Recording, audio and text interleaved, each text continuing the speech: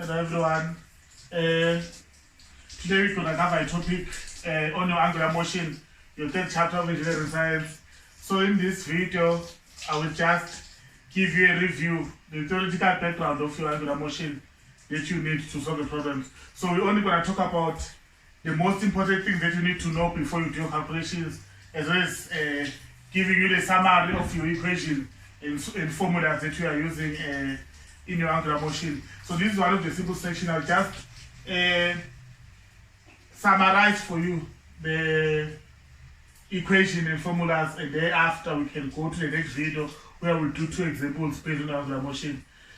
Now, if you understand the chapter of linear motion that you might have studied previously, this is almost the same thing, but the only thing that we're now dealing with is an angular motion, meaning it's a distance moved in a circular path.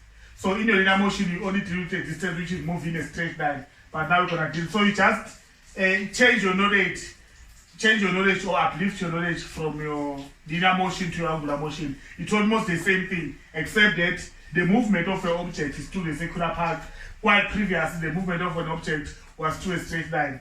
Now, 3 main items that you need to know under angular motion.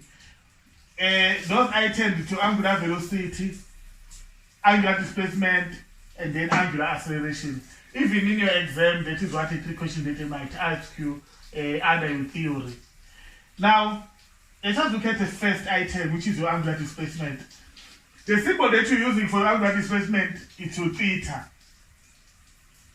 Now, you should be able to define an angular displacement, which is defined as a distance moved over a circular path. That is the main. You have a linear displacement from the previous section, which is a distance moved in a straight line. This is a distance moved in a circular path, and then this is the symbol theta, which you use for angular motion. Now, to easily understand it, assume this object moved from point A to point B. So this is an angle displayed. This angle that is just displayed, it's an angular displacement. So you use your angle theta because you are moving in a circular path, so you're forming an angle. So the angle that moves from point A to point B, it's defined as your angular displacement. From there, we derive the equation for angular displacement. This is the equation for angular displacement. 2 pi n, and then your n stands for a number of revolutions. How many times it passed through A?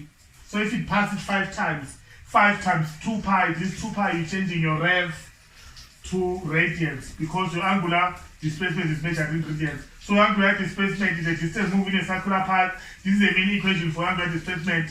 Symbol theta, 2 pi n, and then it's measured in radians. Second thing is your angular velocity. This is a symbol omega. This is omega. So the omega is a symbol for angular velocity. Angular velocity is a rate of change of angular displacement. Remember, on your linear motion, you have a rate of change of linear displacement. You define it as your linear velocity is a rate of change of a linear displacement. Your angular velocity is a rate of change of angular displacement. Meaning, the main equation mathematically it's a angular displacement. It's a rate of angular displacement, meaning angular displacement over time taken in rad per second. Your angular displacement is measured in radians, time is seconds. So the SI unit for angular displacement is rad per second, which is the rate of change of angular displacement. Then you have a last one, which is the angular acceleration. Now we use the symbol alpha for angular acceleration. What is angular acceleration? It is a rate of change of angular velocity. Now, so it's measured in rad per second squared. Since your angular velocity is rad per second, and then over time it's rad per second squared. In your linear velocity, how do you define linear acceleration? It's a rate of change of linear velocity. So this is a rate of change of angular velocity. So if you understood the angular motion, linear motion, you can easily understand the angular velocity. It's just a replacement of what you studied in angular or in your linear motion. Now, these are first 3 equations that you must remember. 1, 2, 3 for angular. Know the definitions and then be able to to remember the formulas, these three formulas which we have now derived based on your angular motion. Now, again, let's just recall your linear motion. Your linear equation on your formula sheet, you have your first equation is V is equal to U plus AT. Second equation is V squared is equal to U squared plus 2AS. Third, S is equal to UT plus half AT squared. Now, these are three equations for your linear motion. You won't use it in the angular motion, but I just want to compare. So we try to compare your equations for linear. Now, these are equations that we use for angular motion. So this is your final velocity, your initial velocity, and linear acceleration and time taken. Meaning we'll have omega 2 standing for final angular velocity is equal to omega 1 initial angular velocity, angular acceleration, time taken.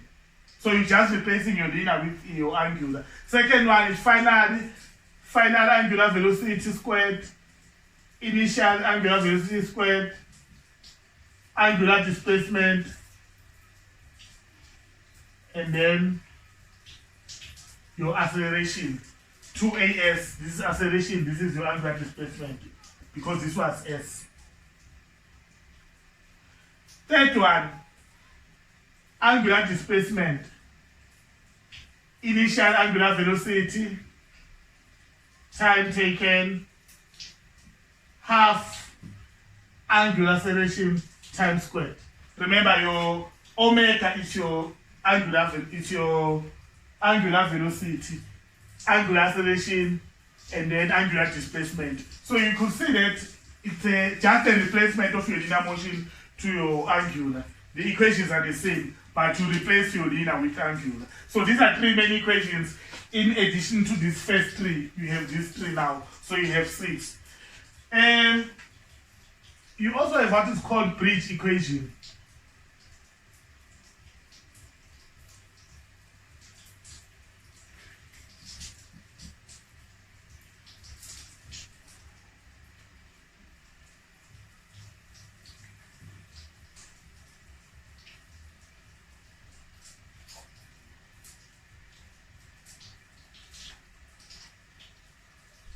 So you have three bridge equations. These are very important three equations.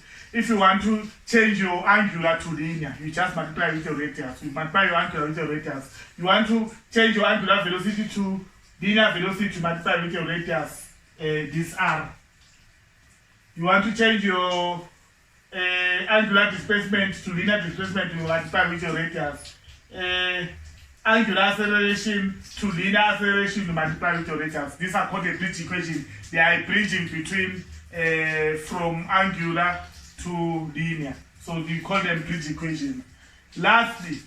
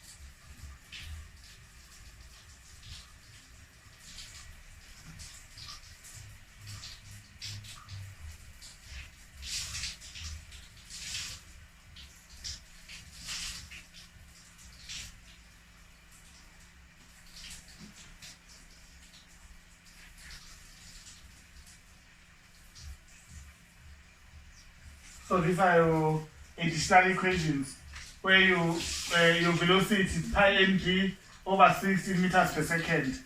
And then your work done is torque multiplied by, so it's force multiplied by this, your work done, remember it's force multiplied by distance, but since we bring it an angular, it is your torque multiplied by angular displacement. So this is your distance that will be covered in your angular motion. And then your torque is force multiplied by your radius if you have to calculate your torque, but most of the times you will have it. Power is 2 pi nt over 60 or torque multiplied by angular motion. Remember, we also might use an efficiency when they will want to output power. Efficiency is output over input times 100%. But you see that when you're solving a problem. So this is just a summary of your equation that you use. What you need before you delete your angular motion. First, define these three items: angular displacement, angular acceleration, angular velocity, and then your angular velocity. Here I was just comparing between your linear and your angular. So I'm just taking you over from what you know in your linear equation and then how it is differ from your angular equation. So it's almost the same thing. We just converted your linear to an angular. So these are just three equations: final velocity, angular velocity, initial angular, angular acceleration, and your time taken. So you just replace your angular, your linear with angular. Bridge equation, you bridge in between angular and your linear. These are your three important bridge equations, and then these are your additional equations. What you need to do is to write your equations down from this one. Three equations down, you write this one, and then you add these equations, and then your next three. So how many equations do you have? 1, 2, 3, 4, 5, 6, 7, 8, 9, 10, 11, 12, 13, 14. Write those equations down, those 14 equations down, and then you can now go to the next problems where we're solving, when we're solving problems on your angular motion. So catch me up on the next video where I'm doing examples on your angular motion.